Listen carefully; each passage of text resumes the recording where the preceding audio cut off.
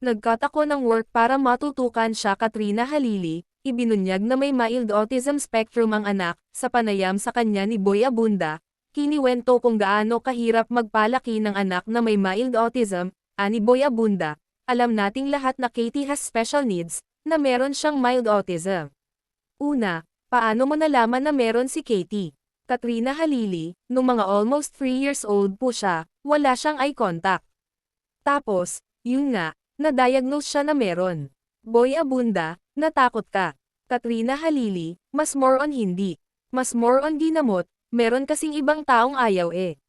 No, hindi. Hindi ganon ang anak ko. May naririnig po ako na ayaw, pero ako, syempre, sinunod ko kung ano kailangan niya, therapy, ganyan. Boy Abunda, in other words, hinarap mo. Katrina Halili, hinarap ko agad.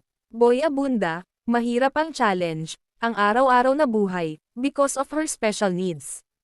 Katrina Halili, medyo po. Pag hindi mo talaga inaral, parang maguguluhan ka na lang.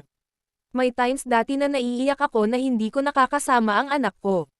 Ang gulo-gulo, nagtatantrums ng bonggang-bongga, tapos nakikita ko si Christine kasama niya anak niya, naiinggit ako.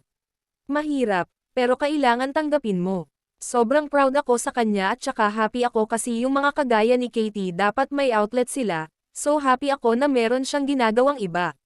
May time na mauubos ka talaga lalo na kapag nagsabay-sabay na lahat at di mo na alam ang uunahin mo, mapapaiyak ka na lang talaga.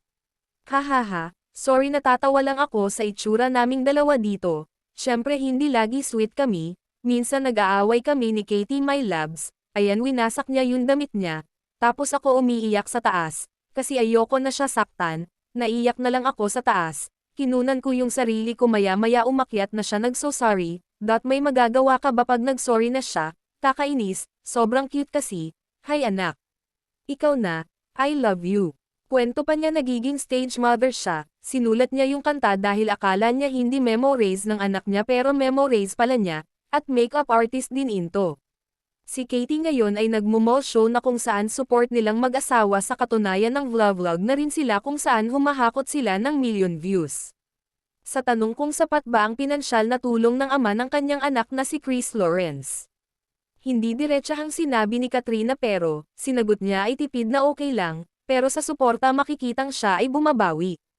Kilala si Katrina bilang maladita at kontrabida sa kanyang mga roles pero sa pagiging ina, lumabas lalo ang kanyang katapangan at pagiging mabuting tao. Siya ay pinagtibay ng mga pagsubok sa buhay at nagbibigay ng kulay sa kanya ngayon ang anak na si Katie.